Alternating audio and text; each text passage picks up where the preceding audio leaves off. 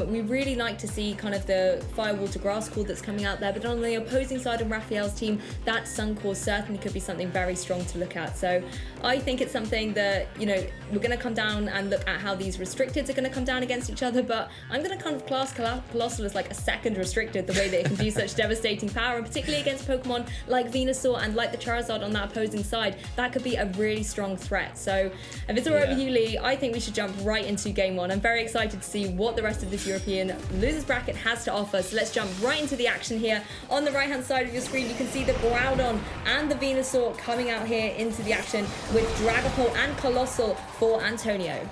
Yeah, a really nice lead here for the Antonio with the Dragapult and Colossal. Got that option to go for potentially a Surf, activate the Steam Engine, but the one thing that Rafael's done to kind of counteract that is lead with his Venusaur that has got that Chlorophyll ability that can shut down opposing threats like the Dragapult with Sleep Powder, or the Colossal as well, or even go for a big attack. The other option that Rafael's got sitting on the field right now, which is a great option against something like the Colossal, is the Groudon. If that decides to max and go for Max Quake, it's going to make easy work of Colossal. Yeah, Colossal saying, you're not going to make easy work of me, I'm going to come out and it's going to be the Incineroar. It's going to be able to throw down a nice Intimidate against that Groudon. Of course, the Max Quake still will deal a decent amount of damage, but at least getting an Intimidate there does help out the Colossal a little bit later on. Venusaur, however, going to go for the Sleep Powder, but Dragapult able to avoid, go for a Will-O-Wisp, and also avoid. So not a lot of accuracy going on here in turn one. Groudon, however, capitalizing on this immensely and goes for that Swords Dance. Wow, getting the Sword Stance off there and kind of avoiding the Will-O-Wisp is a huge turn for Rafael, you know. It puts him in a great position going into this next turn where the Groudon can now choose to go for the Max Quake if it wants. But you've got to be aware, if you do go for that play, you're still going to be susceptible to another Will-O-Wisp. You do have Fake Out pressure from the Incineroar now that Antonio's got on the field. It can prevent that Sleep Powder on the Venusaur for at least one turn. So maybe you want to preserve your Groudon from the Will-O-Wisp, preserve your Venusaur if you're able to, and get around this Fake Out this next turn before you kind of unleash the Groudon onto the field. And of course, the Incineroar switching in there, we were able to see that it is carrying these safety goggles there for Antonio. So it is a very nice switch in if potentially the Venusaur was trying to put that Colossal to sleep. But we're going to see a Dynamax come out here straight away. It is indeed going to be that Groudon. So even though it's taken the Intimidate, it then got its Sword Stance up. It's at +1. It's going to be in a really formidable position here. And as long as it doesn't take something like that Will-O-Wisp, it's going to be able to deal some destruction out there on the field. We're going to see Incineroar going for that Fake Out into the Venusaur, making sure it cannot go for a Sleep Powder into the opposing Dragapult here. Dragapult going to go actually straight away for a Breaking Swipe. So going to connect on both the opposing Pokemon on Rafael's side, lower the attack back down to neutral for the Groudon. Venusaur not going to mind the attack drop, but certainly isn't going to appreciate the damage. Groudon going to go straight away for this Max Quake. Going to connect down into that Incineroar, wants to remove it from the field, and it does in a very clean one-hit KO there. Yeah, it's a really nice option there from Antonio not to risk the Will-O-Wisp missing again and just going for that bit more of a reliable Breaking Swipe to, like you mentioned, reset that the Sword Stance boot that the Groudon's already got. But the thing is, picking up the knockout onto the Incineroar there and in turn giving yourself and the Venusaur a special defensive boost at the same time makes it even easier to deal with something like the Colossal that we already know is in the back for Antonio, making it very difficult for him to actually bring that in and utilize it in front of these two Pokemon. The Fake Out's now gone from the Incineroar. You have access to your Sleep Powder that you can throw onto the Dragapult this next turn. You know that the safety goggles was on the Incineroar, so you're going to be pretty safe going for that there, unless you do check the team sheet. And as you can see here, the Dragapult is in an alright position because of the Lumberry, so it's not as straightforward as that. Do you want to risk another Will-O-Wisp here, or do you maybe want to try and get your Colossal set up? That's the other option there for Antonio. But that's the thing, even with the Lumberry, sure, you're safe for one turn, but it is literally a sort of a one-turn item. Venusaur, if it's allowed to stay in on the field, is going to be able to go for that Sleep Powder again. So Dragapult needs to make sure it's making the most of the fact that it does have access to something like its Lumberry there to be able to then try and remove the Venusaur from the field. And Colossal joining here, we know that that's not carrying any of those sleep-preventing items, so it could be potentially a target for that Venusaur to put to sleep. If you're Rafael, you're going to know that it is going to be a threatening Pokemon. We cannot ever underestimate Colossal here in the Players' Cup, and it could be the target down for that Venusaur. So Antonio deciding to Dynamax it up here, but it's going to be interesting to see whether he locks into maybe a more defensive play, going for something like a Max Guard, allowing potentially your Dragapult to try and pick up the KO against the Venusaur just so you can breathe a little bit easier. Or maybe Antonio wants to go straight away for something like that Surf play and activate up the Colossal. Yeah, I think you make a good point with the sleep powder onto the Colossal, alternatively not going into the Dragapult here. And that's exactly what we see, you know, and the nice play with the Max Guard as well, while we see another breaking swipe. Antonio going for the more, you know, accurate move, not wanting to take risks, putting that Groudon now down to -1, which makes it more difficult for the Groudon to actually do good damage to both the Dragapult and the Colossal. And there's always a threat if you go for the Max Quake into the Colossal here, then you can potentially activate a weakness policy. So the Lumberry on the Dragapult, a really nice option choice, because it's really making life difficult for the Venusaur. Where does it decide to go? Of course, it can go for the Sleep Powder again into the Colossal this turn, but there is a chance that it also misses, like we've already seen the Will-O-Wisp from Antonio's side in this game already. Yeah, it can always be heartbreak when those things occur, but I think you can see the breaking swipes really starting to counteract the damage output on the ground, and this is where things now get a little bit interesting. The Venusaur, like you said, can easily go for that Sleep Powder into the Colossal. There isn't really an option here for Antonio to be able to protect it from that, as Venusaur is able to stay in on the field. The breaking swipe not being able to alleviate Venusaur, but like you said, you could potentially get that miss, and that could be the window of opportunity that Colossal needs to be able to do some big damage. But Venusaur actually deciding to go straight for a Leaf Storm here, just opting with that lovely critical hit to deal over 50% damage to the Colossal. If that was not in Dynamax, that would have been the nice solid KO. Dragapult sticking with the breaking swipe though, and I think this has been really well played. Groudon's in its Dynamax form, and the Dynamax turns really have not been able to be sort of used to their full potential here. The damage output really is quite weak, and you don't always want to switch out your Dynamax Pokemon to reset that. Does, however, go for that Max Quake, and it is going to be enough to pick up a KO on the Colossal. Amazing double up here from Rafael, just being able to know that, you know, the attack drops are coming onto my Groudon. Venusaur, actually, don't even go for the Sleep Powder. You could miss. Let's just make sure that we remove this Colossal before it's able to do anything at all. Yeah, the critical hit there from the Leaf Storm might have been really, really key in that particular turn, and just kind of tipping the damage over the edge for the Groudon to pick up the knockout, especially after that second breaking swipe, putting Groudon down to -2 attack. And the Venusaur now still, like you said earlier, it's still sitting on the field, so it's getting additional turns than you kind of really would like it to if you were Antonio.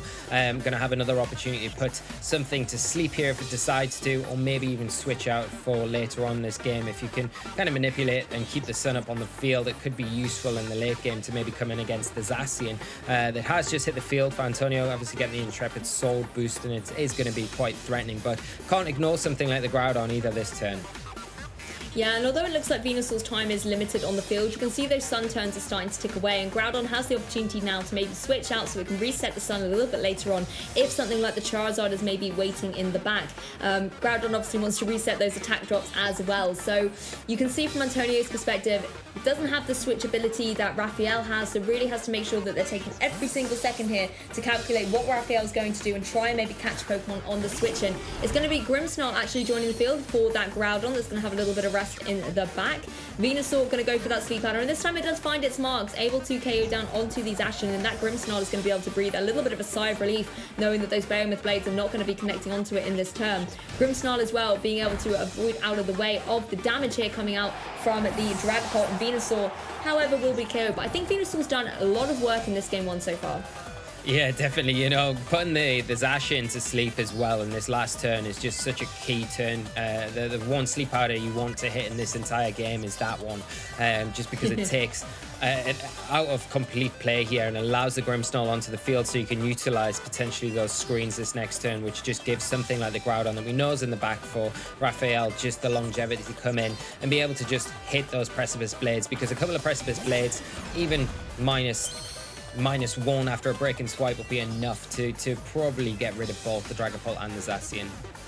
Yeah, Regieleki going to come in here for Rafael as well, and this is where the speed statistics can start to be manipulated, particularly if Zacian is taking a nap. It's not going to be in a position to maybe retaliate, so it can take maybe 1 or even 2 potential Electro Webs here. Grimmsnarl going to help out by building up their attack to boost up the defenses on the opposing side of the field, but Regieleki not going for any speed options here, just going for the straight up Thunderbolt into Dragapult, but it is not enough to pick up the KO. Dragapult able to go for that breaking swipe, of course not going to be able to affect the Grimmsnarl as it is Fairy type, and that is a Dragon type move. Regieleki is going to take a decent chunk of damage, and Zacian critically actually being able to wake up, goes for the Sacred Sword connecting into that Regieleki, but Regieleki phenomenal, able to hang on. Yeah, you see how like important the reflect was there from the Grimmsnarl, just allowing the Regieleki just this one more turn to be able to get damage onto this Dragapult, remove it from the field, remove that break and swipe threat, remove the Will-O-Wisp threat to the Groudon to allow it to kind of come in and really make easy-ish work of the Zacian. Of course, the Zacian's still going to cause a threat. It's going to be able to potentially pick up a knockout onto the Grimmsnarl this turn, but you know, it's difficult because the Scary Face now coming out and making things even more difficult for the Zacian. Going to be down to -2 now, which makes dealing with the Groudon potentially that's going to come in even more of a difficult task. I love the synergy between Regieleki and Grimmsnarl both being able to manipulate speed here. It frees up the Regieleki to target down the Dragapult to pick up the KO, allowing the Zacian to have to take that Scary Face and have its speed reduced. And this does allow Rafael, now that the Regieleki has been KO'd, to bring the Groudon in from the back. And we know the Groudon, as long as it's able to hit its Precipice Blades, will be able to deal with the Zacian in pretty swift style. Yeah, and another Scary Face here. I'll just guarantee that depending on how this Groudon speed stat lies, you know, it's going to then be able to get the Precipice Blades onto the Zacian. And I think now without, you know, the attack drops, Groudon's going to be able to probably pick up the knockout onto the Zacian, depending on how it's been trained. But the game is coming to a very close end, depending on what Antonio decides to do. Maybe a critical hit here could save him, but I think the Scary Face Precipice Blades are going to be a little bit too much. Well, the Precipice Blades does find its mark and picks up the very solid one-hit KO there against the Zacian, meaning that Rafael is going to be able to take this game one, finally putting a stop to this Colossal. Yeah, and that's exactly what I was thinking. You know, we're going into this match thinking, what can stop Colossal? It's been so dominant throughout, and well, there is your answer, Lou. Groudon can do it very well. You know, very effective against it. You know, there was the Will-O-Wisp miss, and I think that was a very, very big turn, because I think if the Will-O-Wisp hits there, the Groudon's not as effective at all in that match. So that was a big miss. But you know, it happens. You use those low accuracy moves. It's going to happen from time and again, and you get punished for that. We've seen that throughout this tournament so far. But yeah, the Groudon being played perfectly there, getting switched out at a time when you know you can bring it in for the late game to just kind of close up against the potential Zacian that's in the back. Yeah, and you're not sorry to see either. It's lovely seeing these restricted Pokemon kind of come into their element. And we talked a lot about how Colossal really has been so dominant in Antonio's team. So being able to see Rafael pilot that Groudon really well, to be able to counteract it and kind of knock it down a peg or two a little bit, I think has been really nice. And it certainly does serve us for a really interesting game, because the Colossal still is such a threat against Rafael's team. It can apply a lot of pressure to a lot of the Pokemon on there, such as the Charizard and the Venusaur, and maybe with a little bit of pivoting, a few changes in the ball position, things can really, really change up. So I think we should jump right into Game 2, Lee, and see exactly how these two are going to come down against each other. Remember, they are in the losers bracket as well, so the winner will continue on in the competition, and the loser will unfortunately be knocked out, and their Players' Cup journey will end here. Regieleki and Groudon are out on the field though for Rafael, and Dragapult and Incineroar are the leads for Antonio. Yeah, a bit more of a pragmatic lead here from Antonio, not wanting to bring that Colossal straight up. And I think it's a sensible option, because it gives you the opportunity to really concentrate a little bit more down onto the Groudon, because I think that is the Pokemon that you've got to really concentrate on if you are Antonio, before you kind of unleash your Colossal onto the board. Because once you either burn the Groudon or you kind of are able to remove it from play, then things get a lot easier. Then there's not really that direct threat to Colossal like we saw in that game one. So, you know, at the same time, Rafael's got to be aware that there is obviously something like Will-O-Wisp or Breaking Swipe that could come out. So maybe there is a switch there from the Groudon. Rafael maybe going to be able to take advantage of that and then do something himself to preserve the Groudon for the late game and keep it in reserve for when that Colossal does eventually hit the field. Yeah, and I think the Dynamax options here are going to be interesting as well. Across both of our players, they've got so many different options to kind of utilise, and that could be the critical kind of pivot here in the game. Groudon, however, on Rafael's side wants to reset that Intimidate. No Sword Stances here at the moment. Is going to bring in the Grimmsnarl again. A good choice here, because we know that it doesn't get affected by the breaking swipes. And actually, it's kind of a similar beginning to Game 2 as how the end of Game 1 looked in terms of the Pokemon. But Regieleki getting in on out there, doesn't want to just go for those electric type moves into the opposing Dragapult here, deciding to Volt Switch off the field. And actually, a lovely play here by Rafael, being able to seamlessly bring that Groudon back in without having taken the Intimidate. However, the Breaking Swipe is going to be able to connect onto the Groudon and will do that little bit of chip and critically kind of reinstall that Intimidate, putting it at -1. Incineroar as well, going to go for the parting shot. That's going to go into that Grimmsnarl. The one thing it does do, however, is remove the fake out potential on the next turn. Sorry, it removes any kind of fake out. You can bring it back in and then start applying it a little bit later on. But interesting to see it didn't utilize it in this particular turn. Yeah, and that, just being a little bit precarious, I think, here, not wanting to dive in so quickly. And I think that it's understandable with how important this match is for both players. They've got to really kind of evaluate the board position and when they're going to utilize all these kind of powerhouse Pokemon that they've got access to. When is the right time to bring the Colossal in for Antonio, and when's the right time to bring the Zacian in. And the same kind of goes for Rafael with the Groudon and the Venusaur. He's in a nice position now where he's got the Grimmsnarl on the field and he can potentially get the screen support up, but on the other hand, Antonio's got himself into a great position now where he can potentially go for that Surf, activate the Colossal's Steam Engine, weakness policy, and get some big damage onto the field. But the big question is, Lou, if you go for that, is it going to be enough to take down the Groudon? Probably not, especially with a light screen that can support it from that opposing Grimmsnarl. That's the thing, Grimmsnarl in a really great position to start supporting up that Groudon, maybe even trying to get Groudon to utilize something like that Sword Stance opportunity before Rafael can lock into a Dynamax. But Antonio, of course, has the Colossal back out here on the field, and Rafael actually deciding to bring the Groudon back into its Pokeball in place of the Regieleki. This could be an opportunity here for the Colossal to maybe go for its Dynamax here, start setting up that residual damage with the Volcalith and dealing out some good damage in turn. Also, when it's paired up next to that Dragapult, I would not be surprised at all to see a cheeky Surf come into play here, and that will be all the Colossal needs to be able to activate up its weakness policy, its Steam Engine, and we're finally going to be able to see the full force of Colossal in this game. Yeah, and it's an opportunity now where Antonio can actually go for that play and try and make some use out of it. But you've got to bear in mind that the Grimmsnarl provides so much good support for the Groudon in this situation.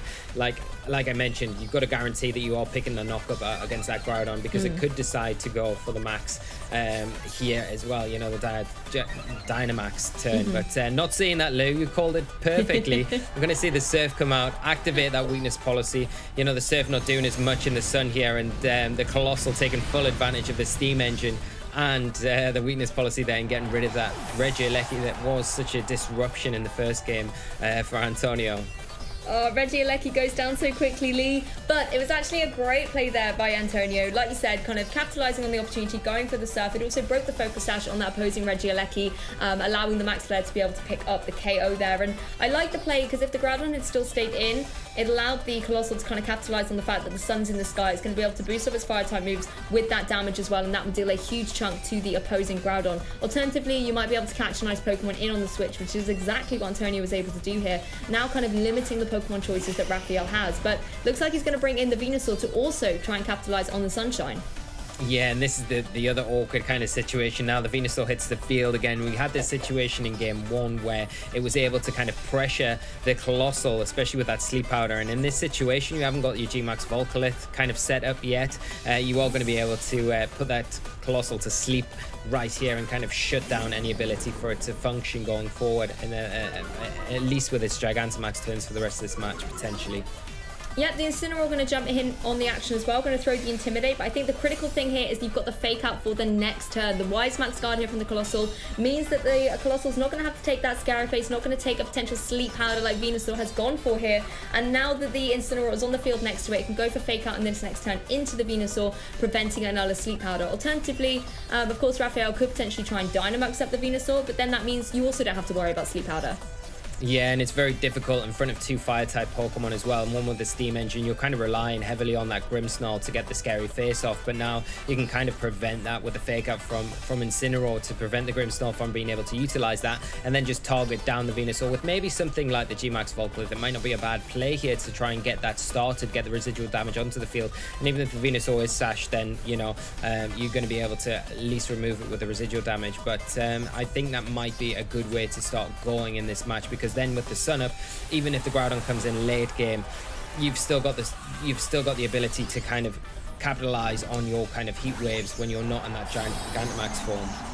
Yeah, I think you're completely right there, Lee. And also, this is the last turn of Dynamax for that Colossal. So if you want to set up the residual damage with the D-Max Volcalith, now is literally the only time in this game too you're going to be able to do it. Venusaur does, however, Gigantamax up for Rafael. So going to be able to take these moves a little bit better, but instead going straight for the Max Guard, knowing that it wants to stall out that very final turn. The Fake Out goes straight into the slot, but depending on where Antonio has targeted, it may not be able to get off the residual effects of the move it's opted for. Reflect has come out from that opposing Grimmsnarl, and the Volcalith was indeed targeting down down into that opposing Venusaur. So a phenomenal protect there from Rafael, really kind of putting Antonio's sort of heels in about this move. He kind of wasn't able to capitalize on the opportunity to set up the rocks or stop the Venusaur in its tracks. Yeah, huge play there for Rafael, because just being able to deny that G-Max Volcalith this final turn is so huge, because the residual damage that we've seen so many times is one of the biggest assets that Gigantamax Colossal has, and being able to stop that, kind of preserve your health at the same time, and then kind of have access to this big threat in Venusaur with the Grimmsnarl support next to it with that scary face is such a good support option, and you're going to be able to put on a lot of pressure to everything on the field going into this next turn. Colossal, however, able to find its mark on both Pokemon with that Heat Wave. Not enough to be able to pick up a KO though, and Venusaur able to go for the Max Ooze into Incineroar. Not picking up the KO either, but I think the critical thing here is boosting up that special attack. It makes it a little bit more of a formidable force going forward, but you still have to worry about this Colossal. If you're Grimmsnarl now, I would want to be trying to find a way to weaken this Colossal where possible. Spirit Break, however, is actually going to connect down into the Incineroar. Not able to pick up the KO, lowering the special attack that really is kind of null and void on an Incineroar that's able to go for that parting shot. So really targeting down the Venusaur, reducing its output as well, going to reduce that special attack boost that it got from the Max Ooze and allow Antonio the opportunity to start pivoting Pokemon once again.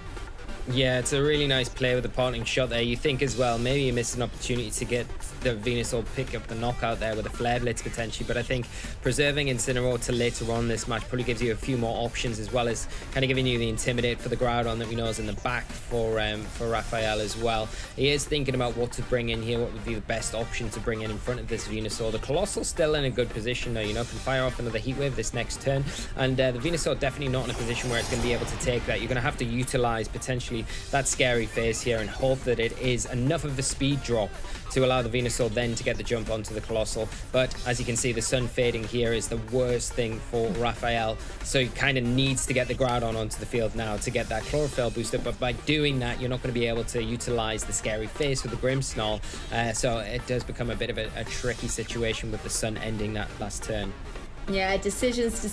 Do you want the sun up or do you want to go for scary face? Both of them will have an impact obviously on Venusaur's potential here, but the fact that you're facing down against a Zacian that's a well-known speedy Pokemon and Colossal as well with all of its boosts, Venusaur probably maybe needs the sun up so that it just at least is in that kind of driving seat when it comes to those speed tiers. But I mean, it's going to be interesting to see what options Antonio's gone for, maybe trying to go for another one of those Heat Waves, trying to deal damage on both the opposing Pokemon. Scary Face does come out and actually connects down onto the Zacian here, so it's going to have its speed drop by 2 stages, and Colossal still outspeeding that Venusaur. Obviously, as the sun has gone away, it goes for the Heat Wave, finds its mark, and even without the sun, it's able to do enough damage to pick up the solid KO against that Venusaur. It also does a significant amount of damage to the Grimmsnarl, really putting it in a precarious position, and let's be honest, Zacian, Behemoth Blade, it can do a lot of damage at the best of times, but to the slither of health remaining on the Grimmsnarl, what a turn of events there for Antonio.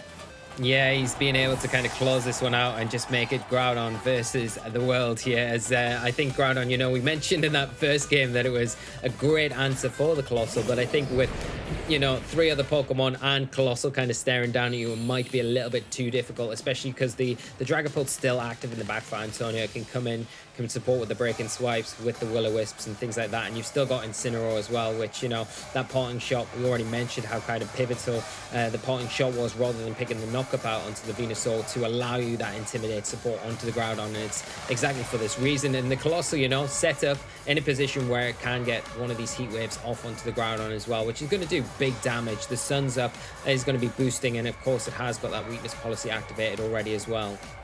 I mean, that's the thing, a Groudon facing down against a Colossal and a Zacian, having access to Precipice Blades, you might think that's actually a pretty good position. Even if Incineroar switches in, that's 1 Intimidate, Incineroar's really low health, I can pick up a KO. But the fact that Rafael doesn't have any option to switch out that Groudon, and like you mentioned, Lee, you've got Incineroar, you've got the breaking swipes coming out from that Dragapult when it's able to join the field. It really does just mean that this poor Groudon has got a very uphill struggle to climb. Colossal is also going to be able to utilize the fact that the sun is in the sky and go for that Solar Beam. Such a powerful grass type attack, normally of course takes 2 turns of charge, but in the sun it only takes 1. It can boost up that sunshine and go for a big amount of damage into that Groudon. Not enough to pick up a KO, but any other moves coming out into it are going to be able to pick up the damage. And I think the critical thing here is we know that Colossal outspeeds. We know that it can just go for another Solar Beam in this next turn. That Swords Dance isn't going to help Groudon out, unfortunately for Rafael.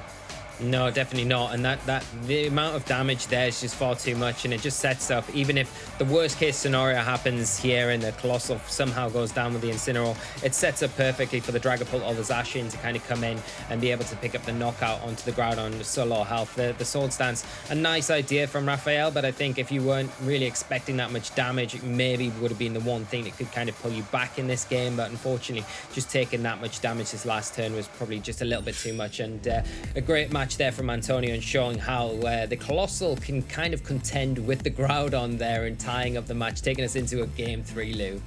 Yeah, you know, I do love a game 3. And if you kind of look at kind of the fairy tale of this set at the moment, you had Groudon in that game 1, really came in as kind of the champion, the white horse of the match, was able to really counteract that Colossal. And then game 2, Colossal's able to come back, get its weakness policy activated, get its steam engine activated, and you saw how much damage it was able to deal out on the battlefield. I think the one thing that Rafael did really well was that really nice protect there on the Venusaur when the Dynamax turns were ending on that Colossal, but unfortunately it just wasn't enough. If you're unable to kind of reduce the speed of your opposing Pokemon as the sun leaves the field as well, it puts you in a really difficult position.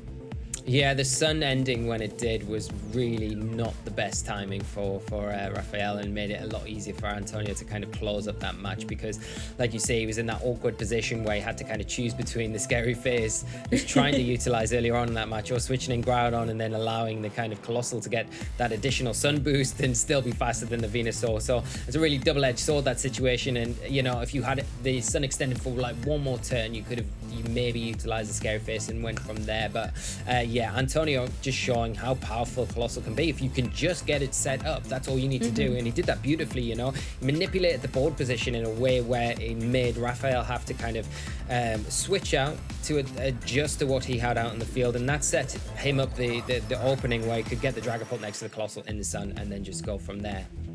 Yeah, I think threatening the attack stat of that Groudon was key. So let's jump into game 3 and see exactly how Groudon's going to be able to dodge out of the way those Intimidate and Breaking Swipes, and maybe try and get itself in a position where it can deal out the devastation we know it's capable of. It's going to be Regieleki coming out on the field, paired up with Umbreon this time for Rafael, and Dragapult and Incineroar, the leads out for Antonio. Yeah, it's really nice to see the Umbreon inclusion here. I think it's a nice answer for the Dragapult in particular, because it can go for foul play if it wants to into the Dragapult. And if you remove the Dragapult from the field, then Groudon has a much easier time in this match. You know, you're identifying as you're going through this set things that are giving you a lot of issues. The Dragapult definitely one of those for Rafael, because the Groudon doesn't have as much freedom as long as the Breaking Swipe, as long as the Will-O-Wisp are kind of in place. So if you've got a Pokemon to be able to remove that as quick as possible, it makes things a lot easier for Groudon to kind of come in and really be able to be super effective here. Well, Regieleki jumping right onto the offensive with the Thunderbolt into that Dragapult. Like you said, Dragapult gave Rafael a lot of problems, particularly with that Will-O-Wisp that manages to find the mark onto the opposing Umbreon. Umbreon able to retaliate with the foul play, but it's not going to be enough to pick up the KO. Dragapult's going to be here to stay into the next turn. Incineroar, however, is not around to stay. It's going for that parting shot into the opposing Regieleki and will return to Antonio, allowing him to be able to pivot up the position a little bit. This could be the opportunity to bring in something like the Colossal, go for that Surf, and maybe get it set up, but you have to still worry about a potential yawn coming out from that opposing Umbreon. Yeah, that's the other thing to consider in this match as well. You know, the Umbreon not there just putting out offensive pressure to the Dragapult, and it was really key how much damage that foul play did. The Will-O-Wisp, a nice call here from Antonio, but obviously reducing that damage, but it's still in range to go down from a Thunderbolt from this Regieleki in the next turn. And like we were saying, once the Dragapult kind of leaves the field, the Groudon has kind of a bit of a free time almost. So it's kind of important to maybe preserve the Dragapult for later on if you can, avoid getting knocked out, but at the same time it's kind of difficult doing that without taking too much residual damage. And you've got to consider, like you've just mentioned, Lou, the threat of yawn here from the Umbreon. But it's a good time to bring in Zacian, because you can potentially get a sub up, you can potentially avoid that yawn and get Zacian in a nice spot going forward in this match. And of course, with Umbreon being the difficult Pokemon that it is, Zacian having access to you know, things like Sacred Sword, it can start dealing some damage to that opposing Umbreon, even with the sort of Bane with Blades and things like that as well. It can deal some good damage, maybe try and catch something on the switch in as well, and just prevent those yawns from really being a factor. The Dragapult as well really wants to maybe try and catch a Groudon switch in, but you have to watch out for Regieleki. Being the speediest thing here, it's easily going to be able to KO that Dragapult with something like a Thunderbolt. Yeah, and that's the problem here. I think you might want to try and switch in maybe something like Incineroar. And if you do that, you can maybe protect Zacian for his turn, and it does then give you the opportunity to utilize Fake Out, get a substitute up, and go from there. But yeah, you don't want to lose Dragapult too freely like you kind of... Oh, it's just hung on. 2 HP. That is enough as the Regieleki goes out and on the Volt Switch. So the Dragapult going to be able to hang on and get at least one more turn out for Antonio here. Oh, amazing there by the Dragapult, just able to hang on with a slither of HP. Regieleki just pivoting in on out allows Rafael the opportunity to obviously bring in a Pokemon from the back, maybe to apply a little bit more pressure to something like the Zacian here, but instead gonna be that Grimmsnarl. Going to be able to take those breaking swipes a little bit better, but it has to worry about something coming out from the opposing Zacian here. We actually see from the Dragapult the light screen coming up here, so just protecting from any of those special type attacks, potentially from the Venusaur a little bit later on. The Zacian, however, connecting down onto Umbreon again. No one really finding their mark here with the KOs. Umbreon comfortably taking that, able to activate its berry as well, and retaliate with that foul play. So even though Dragapult was able to hang on, it goes straight down to the foul play. But in a way that's nice, because if the Dragapult had gone down, then Zacian would have taken that foul play as redirection. Yeah, that's it. You know, the Zacian play there was really nice, but the unfortunate thing is here that we've already kind of outlined for Antonio is losing that Dragapult. Kind of the way to also not only set up your own Colossal, but kind of keep the Groudon, the opposing Groudon in check, which potentially we haven't seen yet from Rafael, so he may not have brought it, but you've got to imagine that he has brought it to this game, but doing a really good job to get rid of that early on here. And like if the Groudon is there, making life a lot easier for it when it does come onto the field. Yeah, exactly. And this is where things get interesting now. If you are Antonio, thinking about which Pokemon you want to bring in, you can see that clock ticking down. Every single second counts here. Remember, the loser of this match will be knocked out of the competition, so everything is here to play with. And it looks like they've opted to bring in that Incineroar to throw down and intimidate here. Yeah, the Incineroar coming in with the Fake Out support definitely kind of... It stops the Grimmsnarl from being able to be so disruptive here, and the Zacian going to be able to go for an attack into the Umbreon this turn and remove it from the field, and another kind of supporting option that's so... It's disruptive, isn't it, to your opponent? But got to be aware that the Colossal can come in at the back. You know, if it does come in, there is the option for Antonio to go for something like a Flare Blitz here and maybe activate just the Steam Engine, but we're not going to see that. Colossal going to come in place of the Incineroar, and it's probably a good option for it to come in here, Lou. I think, you know, that the Grimmsnarl's tied up with using Reflect, and the Umbreon, you know, what's it really going to do in front of the Zacian that's going to be able to remove it from the field quite easily with that Sacred Sword this turn. Yeah, unfortunately, not a lot it can do to stop the damage coming down there. And additionally, as well, if it's got that burn chip that's going to be affecting as well, even if it was able to hang on with sort of 1 or 2 HP, it's already eaten its berry. That is the last thing it needs, is the little HP damage from the burn. But this is where now things get a little bit more interesting. Rafael's able to now bring the Groudon into the fray, and Groudon, we know, has been able to counteract that Colossal in the previous game 1. And a Precipice Blades here is something that the Zacian as well really doesn't want to take.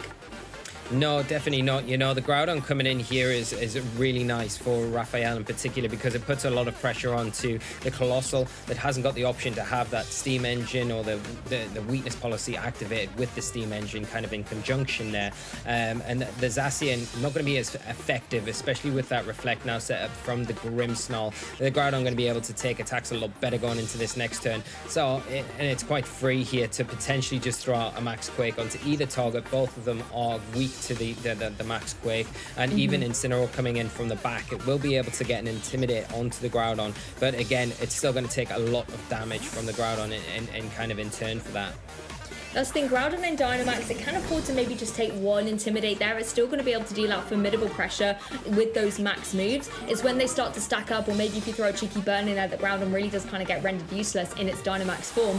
But we are indeed going to see the Dynamax come out here from Rafael. I believe it is going to be that Groudon, so it can start applying pressure and maybe try and stop this Colossal in its tracks before it's able to do the destruction that we saw happen in Game 2.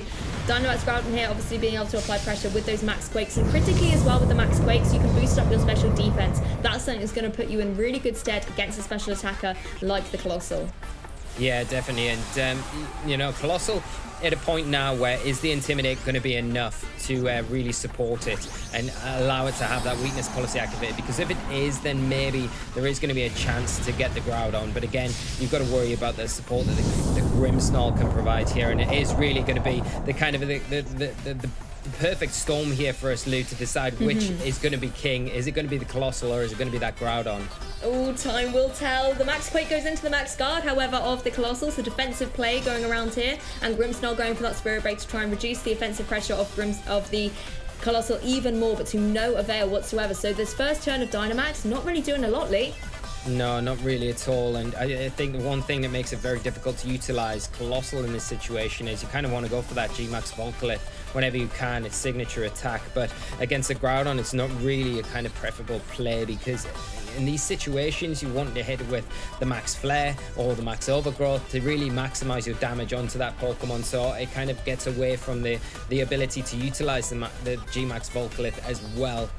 But you do have Zacian in the back, so it could always be an option. Get that residual damage kind of chipping away now, and then later on Zacian can come in and hopefully do enough to clean up.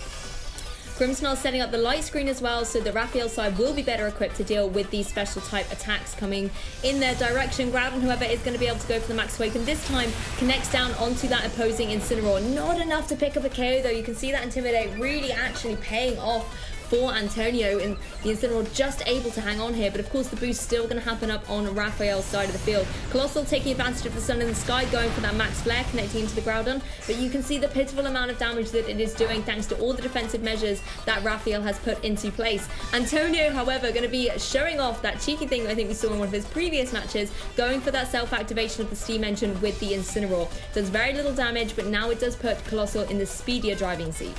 Yeah, definitely, and it gives it the opportunity now to go for the G-Max Volcalith, knowing that you can see how much damage your Max Flare is doing to the Groudon, especially after the Max Quake boost and the light screen kind of stacking on top of each other. You're not getting the damage return you need, so you may as well go for the G-Max Volcalith into something like the Grimmsnarl, get damage onto that side of the field, and then start that residual damage and try and set a game up for maybe Zacian to come in at the end game for Antonio to clean up like we mentioned in that last turn. But Groudon in a phenomenal spot here for Rafael, you know, set himself up perfectly here, and not on any threat at all going into this next turn. And that speed change being showcased here. Going first is the Colossal with that G-Max Volcalith. Not dealing a lot of damage to the Grimmsnarl thanks to the light screen in play and obviously that special defense boost it got, but it still will allow those rocks to come into effect. It's another Max Quake, however. This time Incineroar not going to be so lucky and will be KO'd. And again, another special attack boost on the side for Rafael. And this puts him in such a great position, because even if by some way the Colossal was able to get a boost up, it just puts you in a really protective way, particularly for towards the end game of this match. Combine it with that Spirit Break, you are lowering the offensive pressure of this Colossal, and it just means that you don't have to worry about it so much. It allows Rafael the opportunity to maybe focus more on the Zacian when it returns to the field, so that can be your sort of main target and concern to deal with.